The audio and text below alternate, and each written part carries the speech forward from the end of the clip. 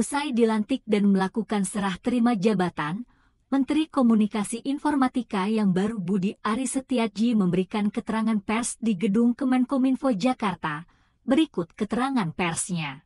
Tadi Pak Presiden sudah sampaikan bahwa nanti kita akan membentuk Satgas, ya percepatan dan langkah-langkah, karena yang pasti Pak Presiden soal akses digital atau BTS ini akan terus jalan, begitu loh. Jadi sehingga harus ada Satgas percepatan untuk berbagai isu yang menyangkut ekosistem digital, infrastruktur digitalnya juga dan sebagainya, begitu.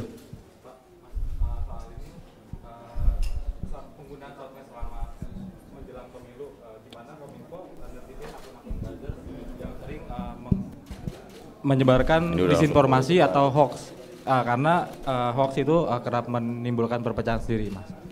Yang pasti bahwa pengendalian platform-platform yang meresahkan masyarakat itu menjadi tugas dan tanggung jawab dari Kementerian Komunikasi dan Informatika.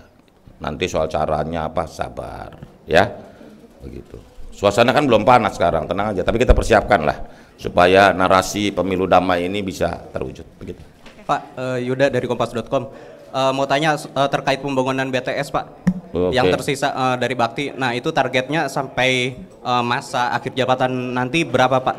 Nah, kalau soal jumlah, soal apa, nanti kita kaji sama-sama. Kita akan pokoknya bahwa membangun BTS sebagai bagian dari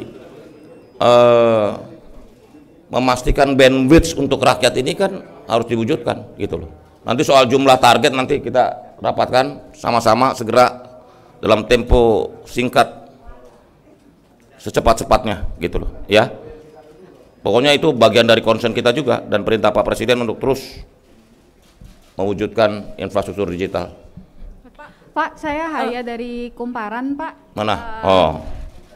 Yang pertama ini kan lagi ramai soal kebocoran data, apakah ini menjadi fokus Bapak juga? Lalu yang kedua, ini kan posisi Bapak sebagai Ketua Projo. Nah, ini kan juga Kemenkominfo, ini kan maksudnya identik untuk memberikan informasi. Nah, bagaimana Bapak memposisikan diri Bapak supaya agar... Tadi dulu pertanyaan yang mana nih? Ada dua pertanyaan dijadiin satu. Ya, satu-satu ya. Soal kebocoran data tadi Bu Sekjen udah bilang ada berapa? 300 juta ya? 300 juta NIK bocor. Padahal penduduk kita cuma 277 juta. Berarti orang Indonesia ini ada yang lebih dari 2 NIK-nya. Nanti makanya ini juga pekerjaan rumah kita. Kita akan bantu selesaikan. Kalau soal tadi yang pertanyaan kedua, kita akan bagi tugas segera. Setelah ini kita akan bagi tugas segera. Lalu bagaimana Bapak meyakinkan masyarakat juga kalau misalnya posisi Bapak sebagai Ketua Projo ini tidak akan tetap netral gitu sebagai Menkom? Loh ya, sama kita kan ikut instruksi Presiden. Kalau Presiden netral ya kita netral loh. Ya, begitu. Ya Mbak ya, jangan diborong semua pertanyaannya. Nanti besok nggak ada berita lagi loh. Cicil-cicil aja. Pak, Ya dari mana? Silakan. Dari CNBC Indonesia, Pak. Nah ini CNBC nih, pasti bisnis nih. Enggak Pak. Kalau pembagian tugasnya dengan Pak Wamen akan seperti apa? Oh ya, nanti Pak? juga Pak. Ini kan baru nih kan, ibarat SK belum kering nih, tanda tangannya. Belum kering, tunggu aja, pasti ada ya. Dan kita mau timber karena ini memang perlu percepatan ya, sehingga juga kerjasamanya nanti harus saling melengkapi, saling mendukung dan sebagainya ya. Pak, selamat siang Pak, saya Ica dari Telco ID Pak. Mana? Tadi saya sempat ngobrol sama teman-teman dari operator, mereka pengen ada BHP diturunin Pak, gimana Pak? Apanya? BHP Pak, biaya. Biaya. Oh, telekomunikasi. Ini dari operator seluler? Iya Pak. Oh ya, itu soal gitu-gituan nanti kita omongin. Jangankan perusahaan seluler, rakyat juga mau pulsanya lebih murah, ya kan? Gitu. Jadi nanti kita omongin lah, ya.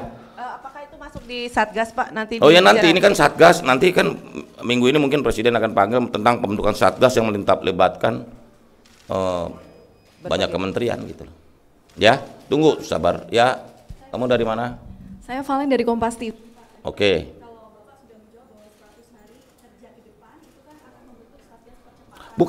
Bukan kita membentuk, Presiden akan membentuk. Supaya media jangan salah-salah, bukan kita yang bentuk. Membentuk.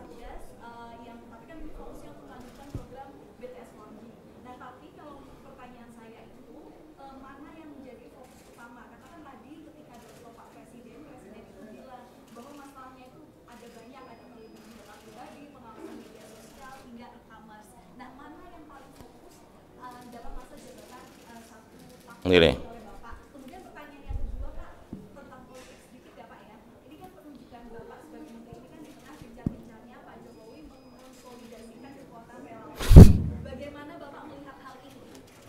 Taruh satu dulu ya, satu ya.